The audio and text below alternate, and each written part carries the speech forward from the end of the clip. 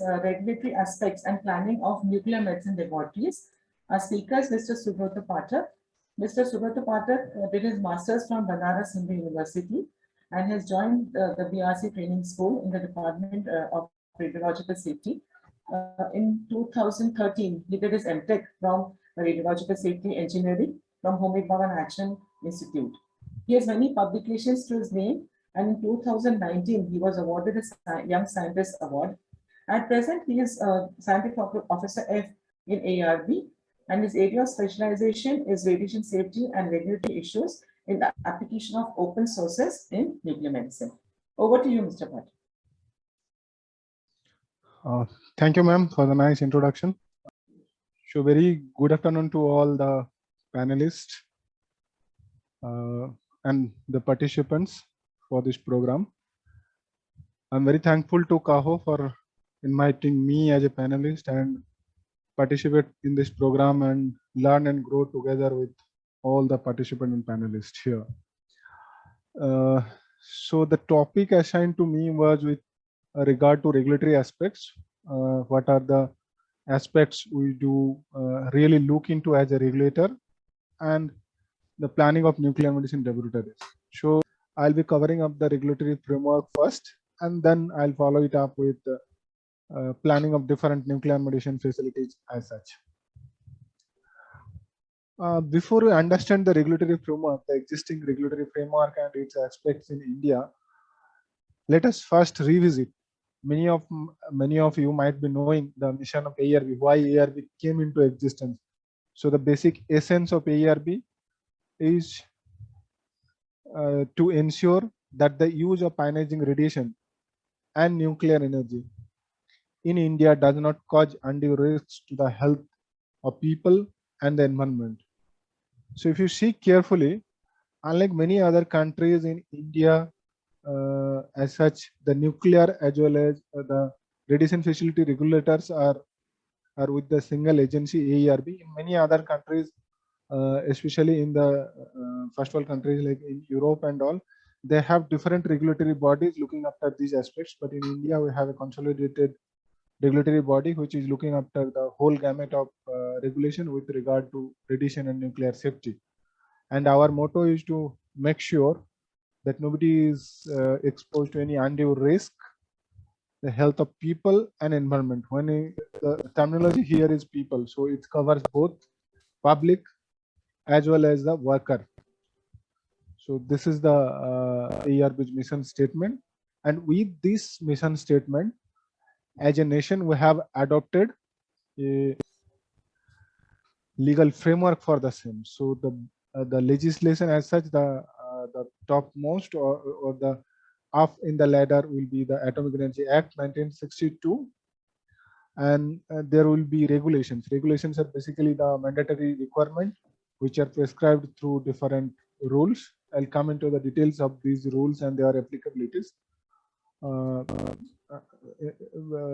after a few slides in this particular presentation. And there will be, as you might be aware, that there are some practice specific requirements. The detailed requirement, the generic requirements are mentioned in regulation, and practice specific things are covered under code of practices. For nuclear medicine, we have got a safety code, and there are other safety guides and manuals. So if you look at the hierarchy of documents, so the topmost will be as you can find this out from this particular slide, that it will start from the act, then rules. Thereunder will be codes and standard, and guides are issued under codes, and there may be some manuals on particular topic of interest. Like if we talk of nuclear medicine today, so there are manual on inspection. So we have got an inspection manual which brings out the objective of inspection, the scope of a particular scope, different type of inspection, whether it is planned inspection or a reactive inspection, whether it's declared or it's just a surprise without a intervention to the facility management. So those kind of topic specific documents, regulatory documents are also available. So those are called manuals. Now, when we talk of Atomic Energy Act, this is basically provides the government to make sure about the development, control, and use of atomic energy for the welfare of the people of India.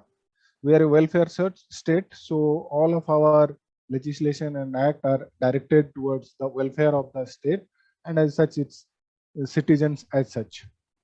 And for what purpose? Peaceful uses and for other matters that are connected to nuclear energy. So these are different aspects that have been assigned to central government. So there are development, control, and use. So basically, when you talk of regulation, so we are focusing not on the development or use part, we are focusing on the control part. And with regard to control, there are different kind of control. As far as AERB is concerned, our control is with regard to radiation safety. So you can say that AERB is making sure about the safety, radiation safety control measures. It provides the basis of regulatory framework as such in India, and all the activities related to atomic energy program and use of ionizing radiation in India is regulated thereunder. So basically, this particular Act of 1962, Atomic Energy Act 1962, acts as an umbrella to the whole of the regulatory framework for regulation, radiation safety, and nuclear regulation. And as this is the umbrella, so there need to be different components of it. Also, there are rules issued under this particular act. Although there are 5 different rules I have listed out here, but the first 2 what I have mentioned is of importance with regard to the regulation of nuclear medicine. That is Atomic Energy Radiation Protection Rule 2004, and the other one which is also very important is Atomic Energy Safe Disposal of Radioactive Waste 1987. As you might be knowing that this is only one such medical facility where on-site disposals are carried out. No other practices like radiotherapy or diagnostic X-ray. Disposal of radioactive waste is not carried out as such on-site, means not at the hospital premises or at their end. So it is always at a authorized disposal agency. And so this is a particular safety aspect which we need to deal on a day-to-day basis as a regulator, and the facility management need to take care of all the safety measures with regard to safety also. For other practices, it is majority of the regulation is with regard to the operation, but here even the disposal, on-site disposal is also taken into consideration. And there comes the Atomic Energy Safe Disposal of Radioactive Waste Rules 1987. And there are others rules like Atomic Energy Working on Mines 1984, Atomic Energy Factories Rule 1996, and recent one is the radiation processing. This, some of you might be aware that certain kind of food products like mango, onion, and spices and stuff like that are irradiated as per the norms of the country, get importing different food items from India. So this is another very important legislation with regard to food irradiation. And a little bit of historical background of AERB as such. Before AERB came into existence, safety regulation was taken care by the Department of Atomic Energy. They themselves, they have a separate wing for that, and then through executive order in 1983, SO 47 statutory order SO 4772, AERB was established to carry out certain functions with regard to safety and security of radioactive and nuclear material, that is under section 16, 17, and 23 of Atomic Energy Act 1962. And the basic objective of constituting such an organization was to making sure about the radiation safety in all nuclear as well as radiation facilities. When you talk of AERB, there are a lot of discussion whether what are the arrangement within DAE and the kind of safety provision we are making, whether we are independent regulator or not. So this slide will probably answer some of your perspective doubts and stuff like that in this regard. Actually, we don't really come under the Department of Atomic Energy. Chairman EAB is directly reporting to the Atomic Energy Commission, and that too through him to PMO. So this is how the present regulatory framework works as an independent regulator as such. If you look at the organizational structure level, ERB is basically a board. The name itself goes by the board, so it's a chairman. ERB is the chairman of the board also, and there will be ex officio member. That is Chairman Sarkov, and he is the executive director of ERB. And there will be 4 renowned experts from outside BAE, and one member secretary will assist the functioning of the board. And we, the scientific officers, probably you might have interacted or you might interact on day-to-day basis. We constitute the part of the secretariat. So basically, we are providing our secretariat support to the board to execute its assigned functions. So there are 9 technical divisions and 1 safety research institute at Kalpakkam. These are the technical pillars of the ERP, and now we have functional regulatory centers at Chennai, Kolkata, and New Delhi. They are primarily doing the inspection, and they have started doing safety review also. Gradually, they are starting with the safety review also. And as a regulators, we are getting technical support from different support organizations like the Bhabha Atomic Research Center, IGCAR, Indira Gandhi Center for Atomic Research, and different IITs. ARB has formed signed MOUs to form Directorate of Radiation Safety in different states, and at present DRS in Mizoram, Chhattisgarh, Tripura, Punjab, Arunachal Pradesh are authorized to carry out regulatory inspection on behalf of ARB, and they do inspection only for the X-ray facilities, not for other radiation facilities as such. And if we talk of the whole regulatory gamut of our regulation, so it starts from very big setups, starting from the nuclear power plants. And so it's basically in this slide I have tried to put things into perspective to make you to understand the depth of different sort of regulation. So regulation cannot be exactly will be with the same kind of intensity, with the same kind of complexity, with the same kind of ruggedness involved in all these procedures. So it's basically we follow a graded approach. Our regulatory control should commensurate with the hazard potential that is involved with particular practice. So if we compare with regard to, if we keep aside the nuclear power plant thing, even if we compare a irradiator facility for irradiating food products with nuclear medicine, you can see the kind of hazard associated with each of the practices. So basically, it's far less. Nuclear medicine is far less hazardous as compared to the power plant or irradiator, even far less than the industrial radiography device as such. And these are the different type of radiation facilities which is regulated by Radiological Safety Division of AERB. There are industrial applications like radiation processing, industrial radiography, nuclear cages, and overlapping applications. And in medical applications, we have got radiotherapy, diagnostic radiology, and nuclear medicine. And they are under different separate modalities are there under each practices.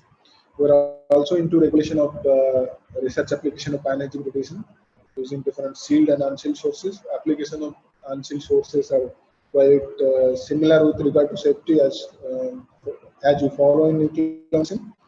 Within the amount of activity, it will be few order higher in nuclear medicine as compared to unsealed sources used in research labs. So these are the full spectrum of facilities which is regulated by AERB. Now coming to the core functions of AERB, as a regulator, before we start the regulation, we need to specify specify the regulation, the kind of requirement we are going to implement, and the kind of safety. We do it through safety documents. There are different safety documents following a hierarchy, starting from the codes and standards. Then they are under guides, and there are at times there are topic specific with regard to certain topics. There will be manuals. So the first thing is we as a regulatory body does is we specify the regulation through different regulatory safety documents, and there is a regulatory provision for and what is the legal basis for developing such documents. So basically, the rule, the Atomic Energy Radiation Protection Rules gives power to empowers the competent authority chairman ERB to issue such regulations, which becomes mandatory for the stakeholders to comply with.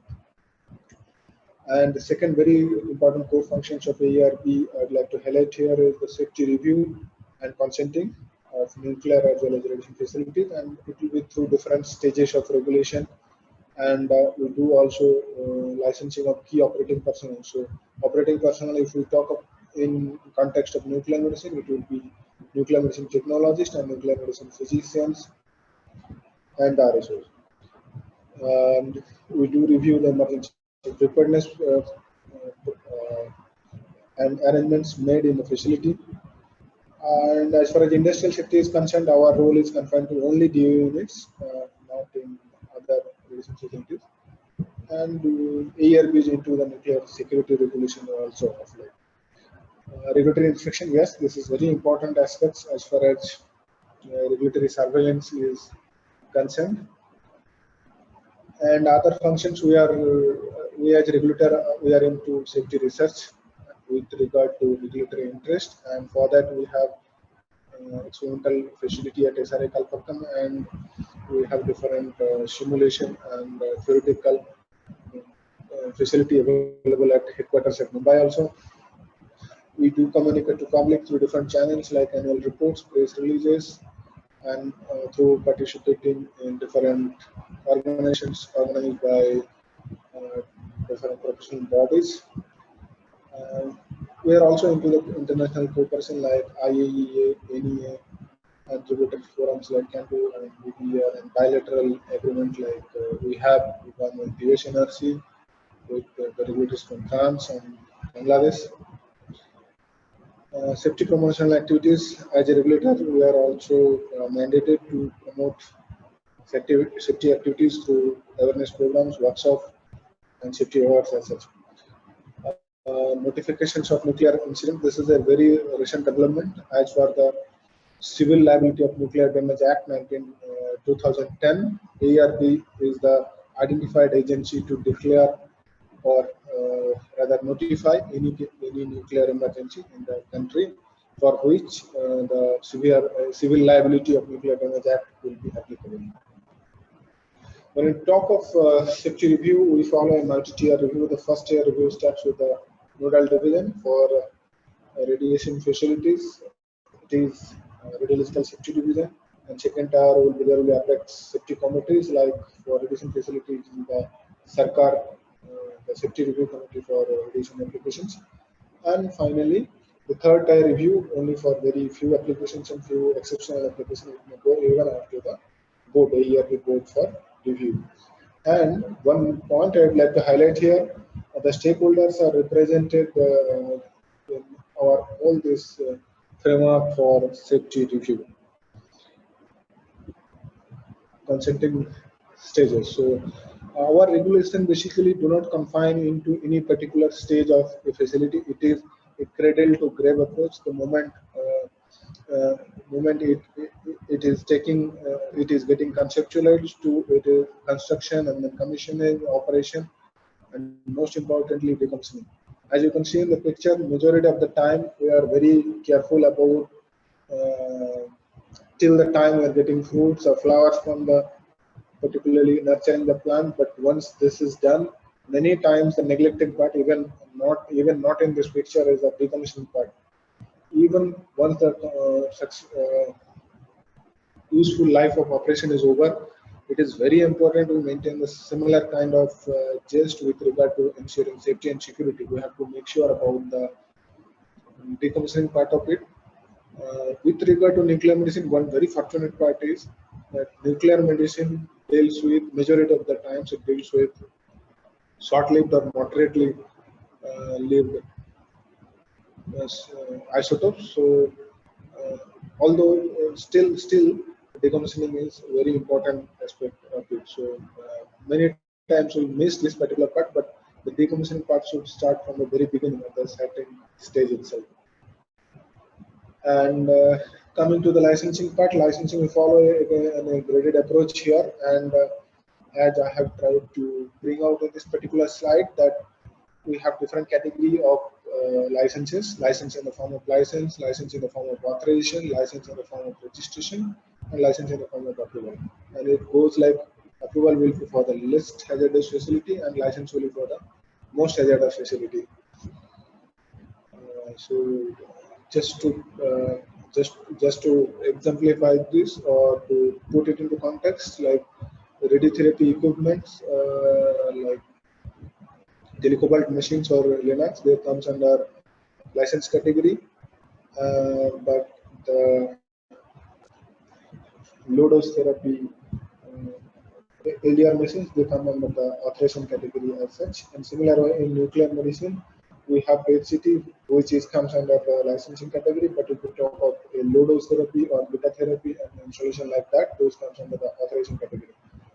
And under registration category, there are research facilities like those who use to handle unsealed sources, they comes under the registration category. And in our regulation, there is a provision for exemption when we are sure that the kind of hazard associated with a particular practice or a particular activity is a very small fraction of our dose limit for the public. So there is a provision in regulation that we can make exemption to such kind of practices or sources within a practice. And a year we issue operating licenses for a facility for a maximum period of 5 years, and we make sure the safety through periodic safety status reviews.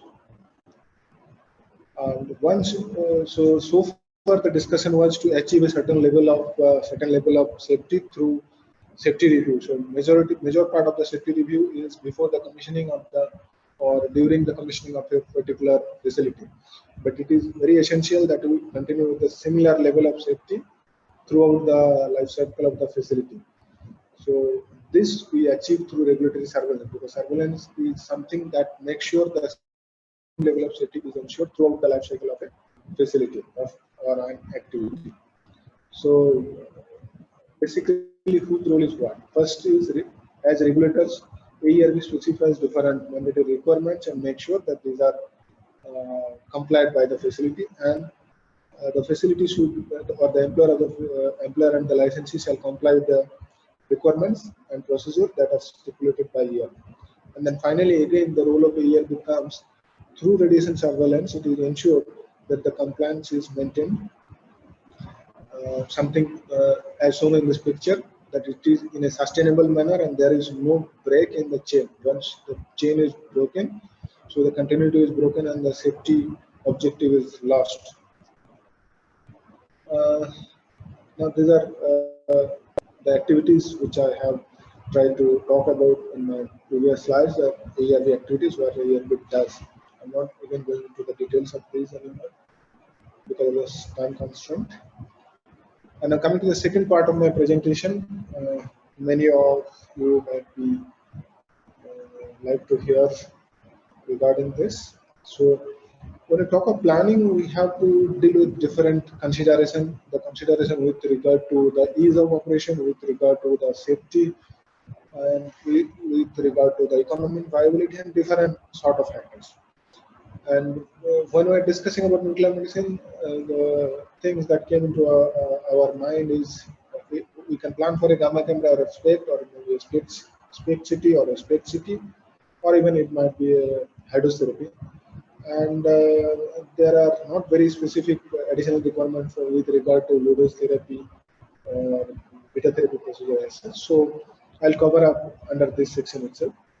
But I purposefully kept medical cycle planning or medical cyclotron out of this presentation because it will be very difficult for me to cover up a very complicated planning for medical cyclotron as such. So I'm keeping medical cyclotron planning out of this presentation scope. So if we talk of planning something, first we need to know what are the regulatory requirements. So The regulatory requirements are specified for nuclear medicine in Atomic Energy Radiation Protection Rule 2004 and the safety code for nuclear medicine facility, that is RFS Med 2, the revision 2 is published in 2011. So these two particular documents specifies the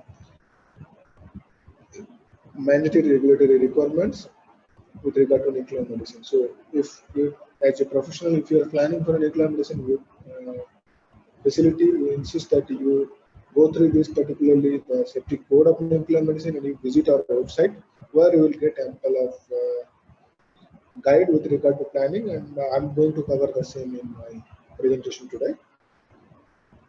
And there are another very important document which will guide you to regarding the kind of submission that you need to do, the kind of supporting documentation that you have to provide it at each stages of regulation, starting from the layout planning, and then commissioning, then operation, and renewal, and then finally the decommissioning stage. So as we have already discussed, these are the different regulatory stages that is followed, and this particular slide emphasizes the stages for the nuclear medicine. As you can see, and you might be aware that there is no separate site approval as such for nuclear medicine. We call it SLA, the site and layout. It's a combined kind of approval for both site and layout, and then it will followed by the construction and performance of key of your imaging equipment if you're planning for a grid city or a space city. And finally the commissioning and routine operation.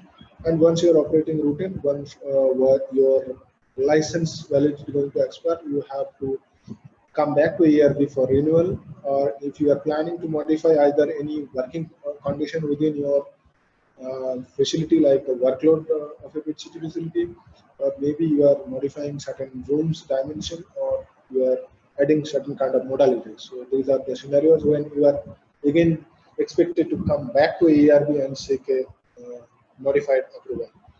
And once you are done with your operation and you don't have any future plan to continue with the operation, you have to follow the decommissioning procedure and get a decommissioning permission from ARB and intimate ARB regarding the completion of decommissioning.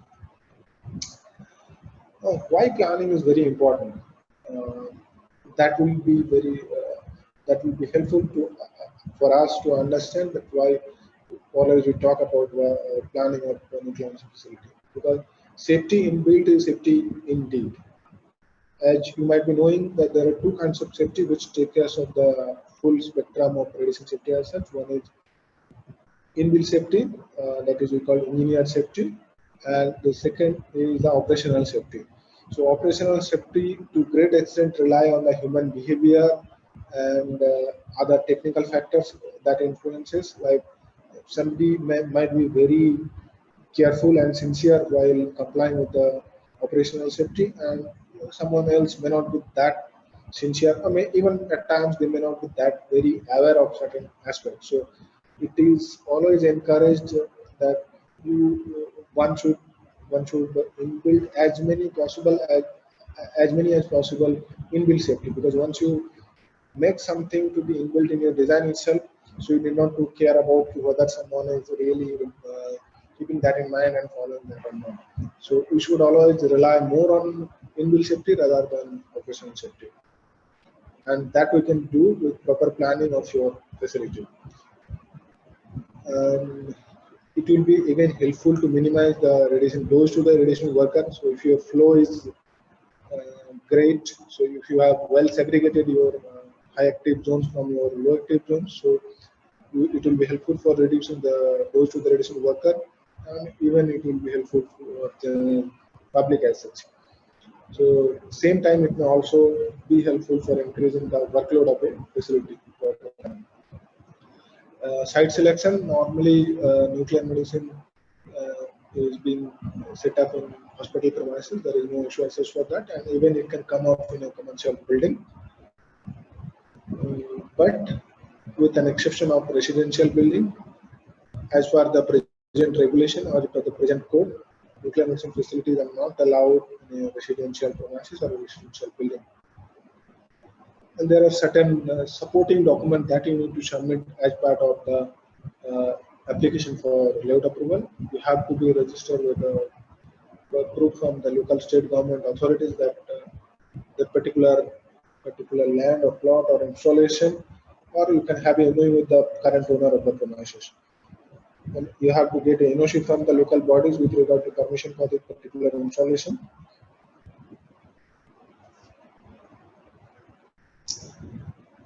So when you talk of layout approval of any of the nuclear facility, be it a gamma camera or spade city or a gate city or a hydrotherapy, we have to submit 3 set of plan. Basically, the floor plan, which specifies different rooms designated for different purposes. I'll come to the details of the room in next few slides. And you have to provide with a site layout plan, the overall plan, where the kind of occupancy in and around the facility will be indicated, and an elevation plan just to visualize what is below the particular nuclear medicine facility and what is above the nuclear medicine facility. This is very important and helpful for us to evaluate and revalidate the kind of shielding you are providing for your proposed workload. So now coming to the layout plan of gamma camera city. This is the typical layout of a gamma camera facility. If you visit our website, you can see this kind of typical drawings are mentioned. And as you can see from this particular drawing, that we start from we follow an approach of technology zoom and stuff like that, where the chances of activity handling is almost negligible. And gradually you will come towards an end where hot lab pharmacy, hot lab ready pharmacy will be there, and there will be post dose admin waiting area, and there will be dose admin area. So these are the basically relatively higher activity handling areas. So those should be at the one end, and the non-active areas should be on the other end. And typical minimum area requirements are given in this typical layout plan, but these are only indicative factors. These are non-mandatory in nature as such. So these are the room requirement, different room, imaging room, which is going to house the imaging equipment, the control console as such. In some certain first generation setup for a gamma camera, there may not be some separate control console, but these days almost everybody is coming up with control console. Hot lab and radio pharmacy, the dose administration room where the patient will be administered with the medicine, radiopharmaceutical, and up once the patient is administered with radiopharmaceutical, they are supposed to wait in the post administration patient waiting area, and then there should be a decontamination room. This has been made optional. Either you can make a dedicated provision of a decontamination room, or alternatively one can make a provision of shower and eye wash arrangement in the hot toilet itself, and that will be considered as equivalent of decontamination room as such. And there will be provision for additive waste storage room, source storage room, and a room for physicians and technologists. And while planning, with the experiences we have seen, that people who are planning from the facility end, if they remember these few things with regard to spade city, it is helpful for them to avoid rejection. So basically, as I have explained, the airflow should be from low active to high active area, and for facilities where only technician or only audience is going to be handled, it is 9-inch 3 brick wall or 6-inch RCC is good enough.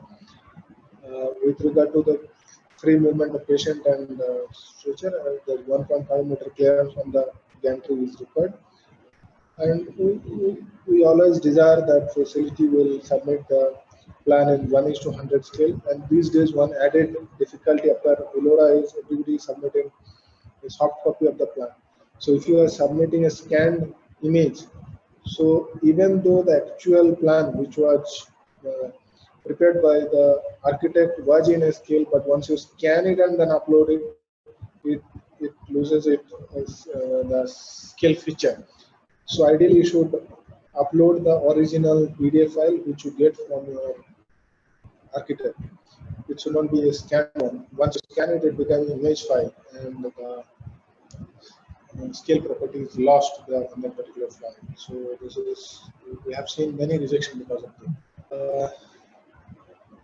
So these are another very points which people can keep that in mind.